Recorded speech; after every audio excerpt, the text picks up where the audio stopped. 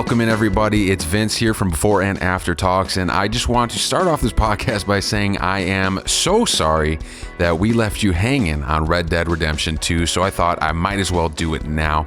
Red Dead Redemption 2, we did the before on, that was episode 9, but since then, we've been really focused on getting a YouTube started, making videos, and just doing a whole lot of things, especially for before and after hours, which I hope you enjoyed that. And I don't know if you caught episode 10, I only plugged it like 90 million times in after hours, but episode 10 was our vacation special, so I was gone for a little bit there, along with all my other friends. So it's been a little busy, but we're just trying to create a lot of great content, and once it's all put together, you know it's easy just to keep uploading. So right off the bat, Red Dead Redemption 2, we're going to be doing the after on this podcast. But before we get right to that, I just want to let you know, if you want to keep up with us, go ahead and follow us on Facebook at Before and After Talks, or on Instagram at Before After Podcast. Apparently, Before and After Talks or Before and After Podcast is already taken. So might as well just stick with that and go ahead and follow us. And then eventually we will have our YouTube channel with all of these on there. And with After Hours, we are filming them. So again, like I said, it's been very busy, but I'm sorry, and we're finally getting down to it 3 episodes later. So here it is, episode 12 of Red Dead Redemption 2. Sadly, I will not be joined by Spencer. If you guys didn't know, we're both college students, and he goes to Joe Paterno State, which is actually Penn State, sorry.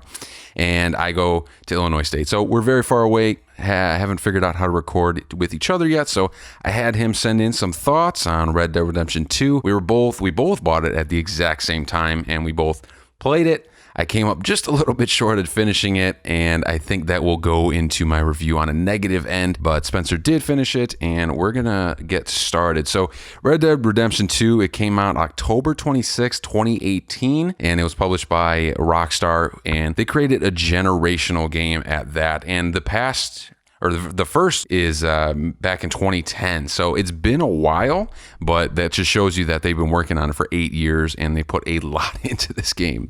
Might as well get started. Just opening the game, Chapter 1, the game is in chapters.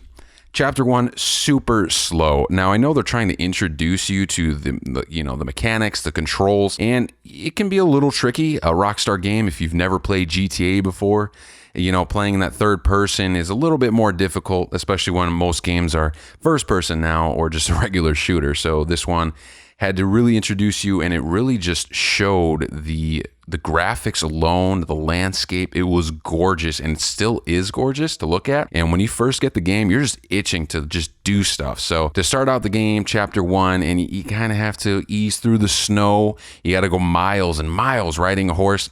It was a little rough, and I particularly didn't enjoy that part, and I'm pretty sure Spencer thought the same. And it's been brought up multiple times whenever I talk to anybody else. So the thing is, I haven't played in a while, but when I first started the game, I probably should have went back and reread what happened in Red Dead back in 2010 when I played.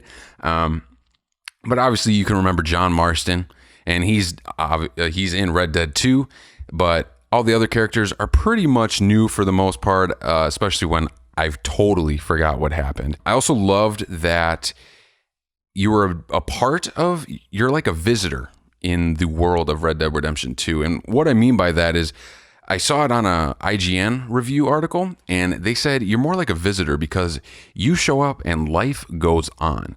You can probably think of games where you are like the main focus of the game, and action and everything revolves around wherever you go.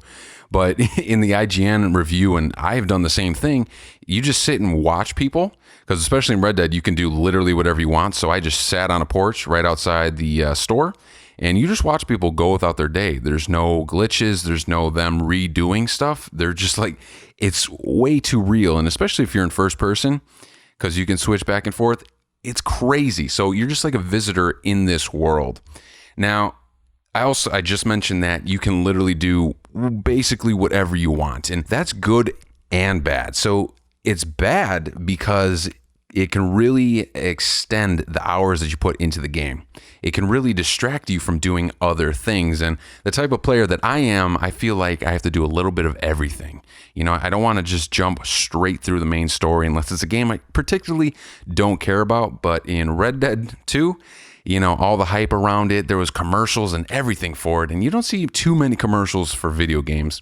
But I couldn't decide what I wanted to do.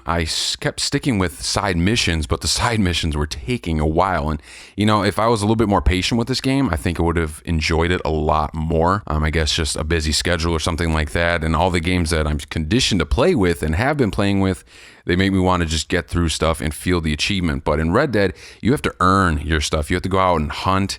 You got to go out and fish. Just the fact that you can fish in the game is just insane. And you just pick your rod, get some fish, whatever.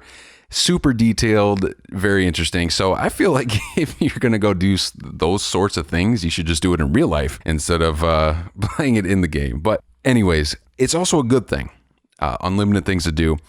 It's, if you want to go get a haircut, go do it. If you want to get a shave, go do it. So I've played NBA 2K. I've played GTA. So in those games, if you want to customize yourself, like hairstyles and stuff like that, you can literally just go from a buzz cut to an afro to back. So it doesn't matter. But in Red Dead Redemption 2, it's like real life. You have to let your hair grow out in the game. So the fact that some people playing probably haven't shaven in a week and have been sitting there in the same clothes and take care of their Red Dead character a lot better than they take care of themselves is a problem. So maybe that's a bad thing. That's on the bad side of the unlimited, but it's great because you just go and do what you want. So I can literally rob a store. I can be a great guy.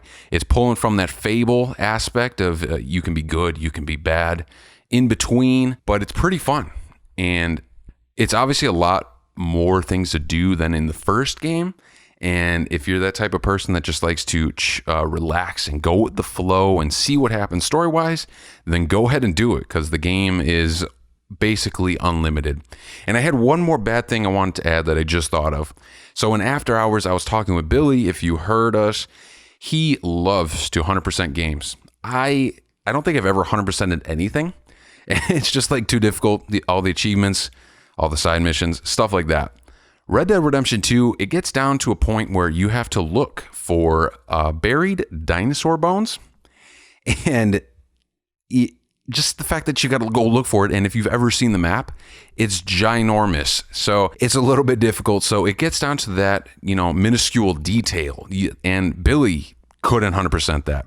And the amount of hours that it would take to do it would just be insane. I think this is a game that you need to buy the book, which I love. That's just such an old video game thing. You go buy the book, you kind of move yourself through the game. This one, I think you really do need it. You really need to see map placement, but I don't know if that counts as cheating or not. I also thought it had powerful investing stories you really get into. I don't want to spoil much here. So, the main character, he has his ups and downs, I'll say. And, the best thing is Dutch saying, I have a plan. But it's just, you're invested in the character and you spend so much time developing them, customizing them. Like I said, you can just cut their hair, change their clothes, whatever you want. You spend so many hours with that person, and with the graphics and how real it looks like they're just a part of the crew. And I think that's what Rockstar wanted it to feel like, to be a part of the crew. Another thing I like in this game is that there's multiple paths to take depending on what you do. I mean, story-wise, there's certain fixed points that have to happen. But in the end, just like if you've ever played a game like BioShock, in that series, depending on, if you save the little girls, kill them, whatever, you're judged in the end or not. In Red Dead, I think there's 4 different endings in here. I can't spoil them. I didn't finish them. Spencer did. And I feel like they're worth it in the end, but they will bring a tear to your eye. I mean, that's just how invested you get into this game. So my final thoughts on this is that I truly appreciate that Rockstar put so much time, so much promotion, went back and forth creating minuscule details. And if you've ever seen like behind the scenes or editing of that stuff, there's some videos that show them making bushes and trees in the forest. Now, whenever you're running through a forest in this game, just think about what you're thinking about at that time. You're running through the forest, just focusing on your mission, kind of just looking back and forth. You're like, oh, that's cool. But it took them hours and hours and hours to put that together. And it's like appreciating the craft is what you have to do in here. And I feel like it's a great game where you can just screen capture and use it as a background or something, because you just want to sit there and look at it. Because it's probably better than where you live. I felt that way for myself. But I'm going to have to give it an 8 out of 10 on my rating. Google gave it a 10 out of 10. That's fine. I totally understand. Just from my point, I needed it a little bit faster. I like games that are a little bit more directed, and I felt like this game lets you go on so many paths that it would take so long to go one way, and then you wouldn't, commit to that, and then you'd want to come back, and it's just, there was too much. So I think if it could take it down a little bit more. Now, I didn't experience the online. I've played GTA Online, which is, again, made by Rockstar, and I can kind of understand that's going to be fun, and it is fun. So it's great. 8 out of 10. Again, it's just a slow burn, and Spencer's probably going to be saying the same thing. Love the multiple paths, and, just less details, maybe. Now, let me get into Spencer's thoughts. I had Spencer write in a few things, some talking points. So to start it out, Spencer had the good. And he said it's the best looking game he's ever played. And Spencer, he plays a lot of games. And like I mentioned, just the landscape and everything is beautiful, and it fully invests everything you got into it. The setting, back in the 1800s, the story and the narrative with it, it's the end of the bandits, the criminals in that aspect. So they're the last of it, and they're getting caught and tracked down by the cops. And it's kind of sad, and you do root for them, even though they're technically the bad guys for, the violence and everything, but you still root for them, and it's just a great environment. You have to get everywhere by horse. The cool thing is you can go somewhere by train, so you can get in that old-time train, experience the landscapes, everything. It's incredible, and it's fully active. There's not much loading. Like if you go into a new area, there's no loading screen. It's just a wide open map. And I think that's the best part. But I think Spencer would also say one negative in that is back at your camp, you cannot run. So if you've played the game before, you cannot run in your camp. And that alone brought my review to an 8 out of 10. So if you play the game, you'll really understand how annoying that is, because it's such a big camp and you got to do a bunch of stuff in it. Now, the bad, Spencer said, he agreed, slow burning, disappointing story. I think he expected more out of it, but he did, depending on his ending, it could be that disappointing aspect. But Spencer does love a full story. Now, he also said the controls are terrible. So I meant to get off my horse. I meant to go up to somebody who was talking to me and kind of yelling at me. I meant to punch them, but I accidentally, because the controls are a little tough, a little confusing, I pulled out a shotgun and blew the guy's head off. And the details on that, it's incredible. First of all, loved it. But I didn't want to kill him, and that led to me being wanted. And I had to run so far away out of town just to evade the cops. Like, I just want to do my mission, please. The terrible controls, yeah, you can hear it in the before episode that Spencer kind of talks about that a little bit. Now, Spencer did have a couple questions he wanted you just to think about and for me to answer. His first question is, would you rather have the best gameplay or the best graphics? So, they have the best graphics in here. I don't think it's the best gameplay. Maybe for the environment, since they added a first person, I can enjoy it a little bit more. I'd rather have a little bit of an in-between, because if you focus too much on the graphics, there's bound to be something left out. Now, I know you had 8 years or whatever to make it. I'd rather have it right in the middle. And there's plenty of games that do that, or there's plenty of games that just make good gameplay, but bad graphics. And that's basically, I can't even call them bad graphics, because if you go to older games, looking at Crash Bandicoot or Spyro or whatever, great gameplay, historical games, not the best graphics, of course, because of the times, but you still want to go back and play them. So I don't think having the best graphics makes the biggest difference. Even if you've played Uncharted on PS4, that's an older game, older graphics, still phenomenal, and they keep making games today. His last question is, was 8 years in between both games too long? I don't think it was. I also did forget about the game. I always kept thinking back to it. It's one of those games. Red Dead Redemption is, like I mentioned, it's a generational game. Just like Skyrim, They can make all they want, but the Skyrim Elder Scrolls people go back to and will play nonstop, redo it. And I think that's what Red Dead Redemption is, because there was so much to do, and it's such a great game, especially for its time in 2010. 8 years for the product that I saw. I see why it took 8 years, but I want to know why they waited so long, especially from the success of it. There's no way that they planned on, oh yeah, it's 2010, release the game. It's a great game. People love it. Let's wait till 2018 to release the next one. Those people will be fully grown up by then, So, the game came out while I was in college, and I was, elementary school, middle school when I played the first one. So it's been a long time. So I think that was another problem. So if you don't go back and play, then you kind of forget stuff. And I think that was a little bit of a downfall, even though Red Dead Redemption 2 is a prequel. Now, his final consensus, I'm reading this one for the first time. He says, quote, "The best, worst game I've ever played." Now, if he was here, I wish he was here. He could have elaborated on that a little bit more. I think I can answer why. It's, just terrible controls, amazing graphics, do whatever you want. But like I mentioned earlier, that has the goods and bads. Now, best, worst game. Very interesting. Spencer is a big, comic book fan, loves to play Batman over and over, loves to redo basically any game that he gets, just to do it different times. But this one he thought was such a slow burn. And, if there's TV shows and there's games that, you recommend to a friend, and you'd be like, you just got to get through this one part, this other part. You just get through the first season, just like in The Office. Get through the first season, it picks up, you'll be addicted. And that's the problem with this. You keep saying, you just got to get through this, just got to get through that. Unlike a TV show, you can get through a season of something pretty easily.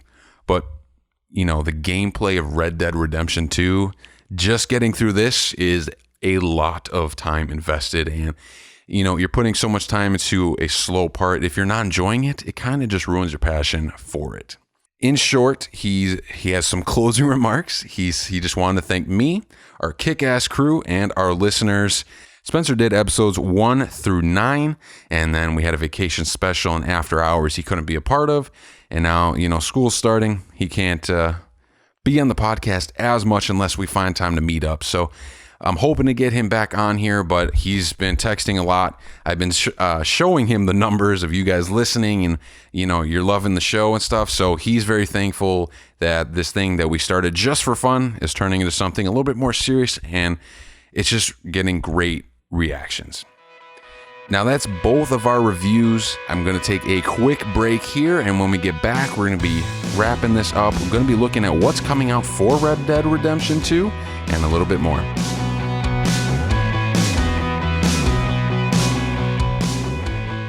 Coming out of this break, just wanted to wrap up with something coming out for Red Dead Redemption 2.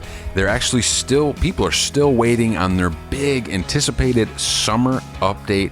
It's supposed to be making major changes to Red Dead Online mode. I don't know what that may be, but some of the things that they're adding to the game is 3 brand new characters for Red Dead, new character types, and they are the Bounty Hunter, the Trader, and Collector. So some great things there. They said in the meantime, while we wait, they made a bonus release for fans and announced that the Red Dead Redemption 2 soundtrack is going to be released in a stunning looking vinyl. They said pre-orders have already sold out at an online retailer, but are still available at the Rockstar Warehouse online store. So if you want to, go ahead and check that out. They're going to be releasing that just to keep your mind off of the fact that they've been busy, and they've been busy with GTA 5. I don't know if you've played or if whatever, but they added the Diamond Casino in the game.